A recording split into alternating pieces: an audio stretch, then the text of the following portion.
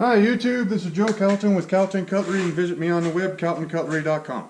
Okay, so the last video I shot was on the using the Harbor Freight, what do they call this, a diamond home block, I think, to flatten out the new worksharp 1000 6000 grit waterstone. The big takeaway on that video was that you know, these are $11 or $12 or, you know, $12 plus tax, whatever, right? And they are a diamond hone, and they do have the interrupted surface that I like to use for flattening waterstones. Hang on a second.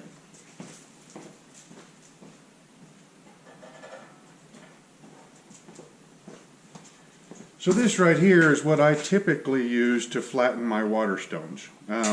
And it is a, you know, a worn out Smith's 325, which is the coarse. It does have the interrupted surface on it. And so those interruptions really, you know, help to, you know, they give a place for the particles of the stone to go so that the rest of it keeps cutting, right? You know, they work okay for knife sharpening and everything, or maybe I should say they work good and everything, but most of the time with knife sharpening anymore, I like the continuous ones. I just like the continuous ones. These, the little, you know, scallops in there sometimes will grab like the heel of a really finely ground chef or Nakiri or something like that. A lot of times your heel sometimes will, like right there, will just kind of grab in there a little bit. But that's why I like the continuous surface ones. Anyways, so these interrupted ones, you know, once you wear them out with working on a knife, they work really good for flattening waterstones. The problem is that not a whole lot of folks actually wear these things out. You guys know I'm a knife maker, so I make and sharpen a whole bunch of knives, right? So something that I will wear out in a year, you know, might last, you know, a normal, you know, a normal person that sharpens their kitchen knives, their pocket knives, that maybe a hunting knife or two, you know, garden shears, you know, something like that. You know, it might take them 5 or 10 years to wear one of these out, or maybe even longer, something like that. And these are really expensive. You know, you can't get this one anymore. It's been discontinued. But I want to say like a DMT, like an 8-inch or so, is going to run you $60, $70. And spending $60 or $70 on something to flatten, you know, a $30 stone, it just doesn't make a whole lot of sense to me, right? So anyway, so that was the big takeaway from that video, was using a $12 diamond hone to flatten out your $30 waterstone. And I thought that it worked great. Okay, one of the comments on that that video was, how flat is this? And so we're going to find out about that for a little bit here. First of all, what I want to say is, well, we'll quote that Paul Harrell guy. Is it enough of a difference to make a difference if this is completely flat, or if this is completely flat, or if this is a Norton flattening stone that they sell for 32 bucks, I think. Does it make enough of a difference to make a difference if they're perfectly flat or not? And I really don't think so. There goes Doc. He's chasing the ball around the shop again. I think there's enough of a difference in your technique and everything to really cancel out how flat these are within reason. All right? And I guess we'll get to that here in a little bit. So, first of all, how to check these things for flat. Okay, so the two flattest surfaces I have in the shop, I mean, I don't have a granite surface plate or anything, but what I do have is I have some plate glass, and I have a 14-inch granite tile from Home Depot. The tile is what I use to flatten like the insides of you know, like you flatten the liners and you know, surface grind the blade and the spring for like slip joint pocket knives and stuff. And it usually gets me pretty dang flat, okay? So, and the plate glass, you know, I use that with silicon carbide powder to flatten oil stones. You know, silicon carbide sharpening stones, the Norton Indias, Arkansas stones, you know, things like that. So we've got that, and then we've got some pieces of paper and micrometer and some feeler gauges, right? Okay, so first of all, let's do the quick and dirty method. All right, we were using the 200 grit side to flatten that waterstone on our last video. So let's kind of wipe that side off and make sure there's nothing loose on there. Which this right here is part of, you know, I don't know how accurate this is going to be, right? Because, you know, new diamond homes, you know, they take this piece of metal here, the part with the scallops in it, and what they do is I guess they have like a spray gun, and they spray diamonds on top of it, right? And so, with anything sprayed, you know, if the spray gun sits a tenth of a second longer here than it does here, then this part's going to be higher than this part. If the you know, if the nozzle's got like a little clog in it, you know, it'll spray more evenly here than it does over here. There's just a whole bunch of stuff that goes into, you know, perfectly flat, right? Okay, so this is a yellow post-it note. You saw me pull it off of there. These usually measure out, 5 thousandths thick. Okay, this one's 4.5 thousandths thick. All right. So let's see if we can slip this. Well, first let's. Okay, so it's not flat. You can tell that right off the bat. See how it's rocking? So if I touch here on the corner, this part comes up. If I touch here, that part comes up a little bit. So let's see how flat we are. Okay, we're getting the corner of the paper up under in the middle on the off side. Can't get it in at all there. Can't get it all on the ends.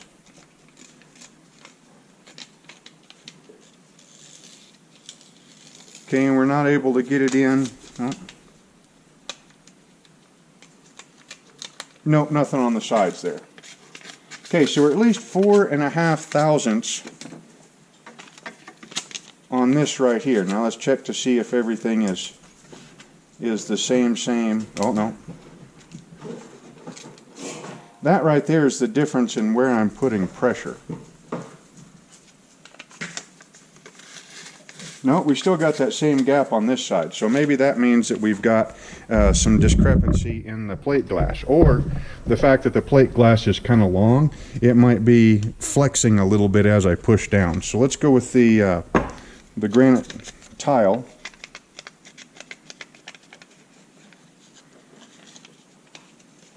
Okay, so the granite tile is stiffer, I think, and it's not flexing as much. So we're not really getting more than, you know, that amount of the corner in underneath there. So now let's go to a set of feeler gauges. Let's see, that was 4.5 thousandths, so let's go 3 thousandths to see how that works out.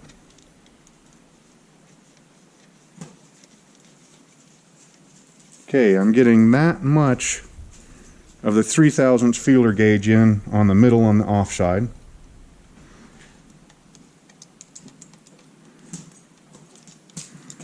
And I'm not getting any more than just the corner in over here. So now let's double check it.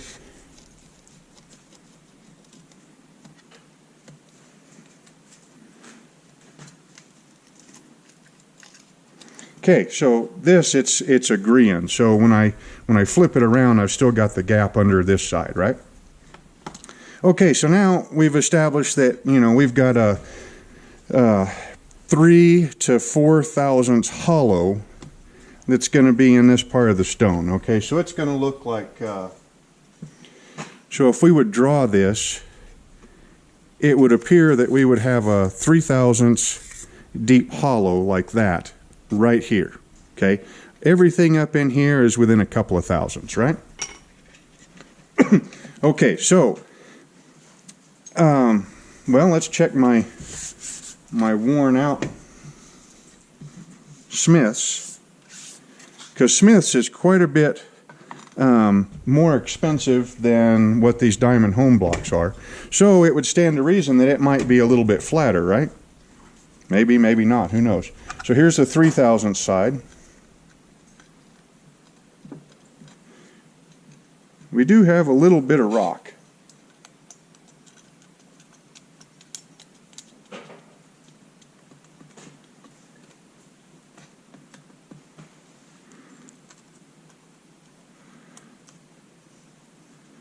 Okay, on that end I can get that much in there. And the rest of it nothing. So what we're seeing here is that we've got, you know, a spot right in there that might, you know, that a 3/1000 thick feeler gauge will go that far into. All right. Now, granted, this stone has seen a lot of knives and a lot of stones. Okay, so any of the diamonds that might be, you know, the overspray or the underspray or, you know, little extra globs of diamonds have long been worn off on this. Okay, so it's you know, much. I mean, it's past the point of broken in. For knives, it's worn out as far as I'm concerned. For stones, it still cuts pretty good. All right, so now that we've established how, well, kind of a quick and dirty method to see how flat both of these are.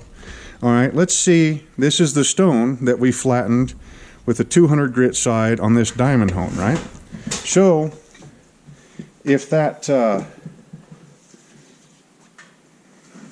this stone's got some, I'd actually thrown it into the sink to let it start soaking up water. I was going to use it, and then I thought, well, I better shoot this video right quick. So it's still got water on it. And I've never measured the thickness of water, but it would stand to reason that it does, you know, if this part's wet and this part's dry, this part would would be high, right? It might only be a couple of tenths of a thousandths or so, but anyway, so let's check and see how flat it is if it rocks. Okay, I'm pushing on this corner and I'm getting no movement over here. I think you know, I can't tell. There might be a little bit of a movement over here.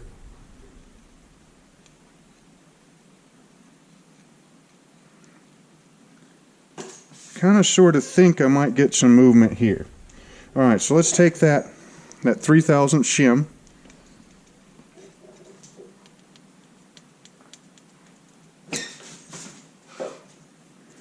Okay, it just barely wants to catch up underneath here. Like it's going in, oh, maybe a 32nd of an inch.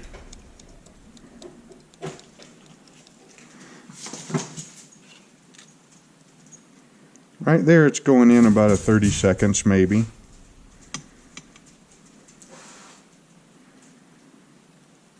But nowhere else will that 3/1000 thick feeler gauge go in. So now let's go to 1.5 thousandths. Okay, I mean this thing is, I mean it's, well, it's thinner than paper. You know, a Post-it note's 4.5 thousandths. Oh, no, we had, that one was caught with a 3/1000ths. Now we have 1.5 thousandths.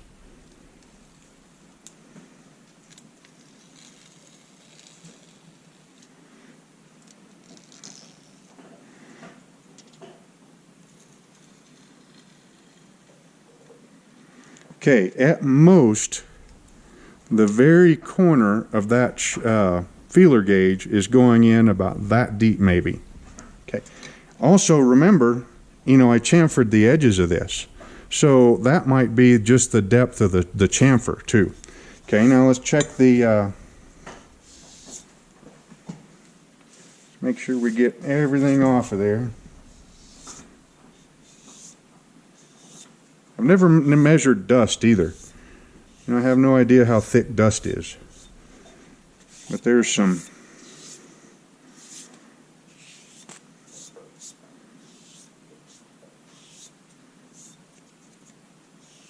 There. That last pass right there with my fingertips felt pretty smooth. Okay, this one here, can't feel anything this corner to this corner.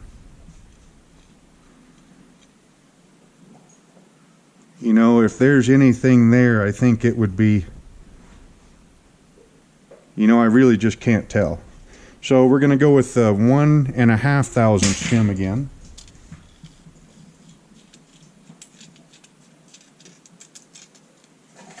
Oh, there it goes. It's going in a little bit right there at the end on this corner.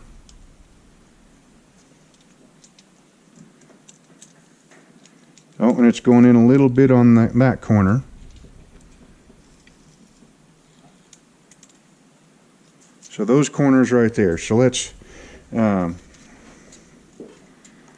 see how much of a gap we got there. So this is 1.5 thousandths. Let's go to a 4. Okay, so the 4 thousandths won't go in. It'll just barely get started over there. So let's go maybe a 3 thousandths. Okay, a 3 thousandths will pass there. Of course, I wasn't pushing down on the stone at that point. And it will go a little bit there. So, on this stone, we're looking at maybe having some low corners like that. You know, and I still feel a couple of pieces of dust on there. So I bet you if we were to redo it, you know, that might go out. Okay, so